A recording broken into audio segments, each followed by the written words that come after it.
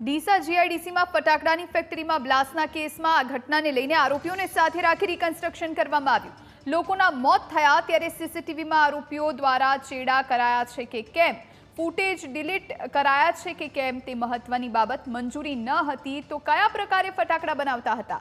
આરોપી દીપક સિંધી અને ખૂબચંદ સિંધીને મળ્યા છે 8 દિવસના રિમાન્ડ।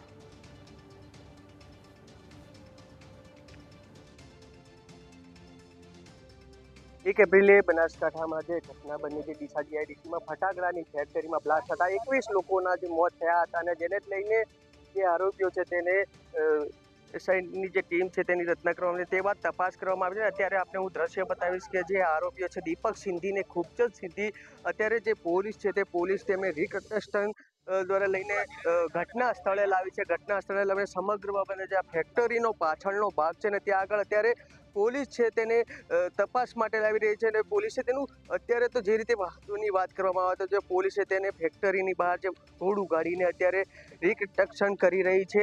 અત્યારે કહી શકાય કે જે રીતે પોલીસ છે અત્યારે તેને તપાસ અર્થે લાવી છે ને 8 દિવસના જે કોર્ટે રિમાન્ડ આપ્યા છે તેને અત્યારે પોલીસ આરોપીઓને લઈને રિકન્સ્ટ્રક્શન દ્વારા લાવવામાં આવ્યા છે। ત્યારે આપ જોઈ શકો છો દ્રશ્યમાં જે આરોપી છે દીપક સિંધી ને ખૂબચંદ સિંધી, અત્યારે બંને આરોપીઓને જે ફેક્ટરીની આજુબાજુમાં જે સમગ્ર ઘટના છે કઈ રીતે બની હતી, સમગ્ર ઘટનાના જે સીસીટીવી ફૂટેજ છે તે ગાયબ થઈ ગયા છે ને તેને જ લઈને તે કઈ રીતે જે ફૂટેજ છે તે ગાયબ થઈ જાય, સમગ્ર મામલે પોલીસ છે તે રિકન્સ્ટ્રક્શન કરી રહી છે। અત્યારે સમગ્ર મામલે જે પોલીસ છે તે બંને આરોપીઓને લઈને તે ઘટના સ્થળે પહોંચી છે અને તપાસ આદરી રહી છે। Ratansinh Thakor, news capital, Banaskantha.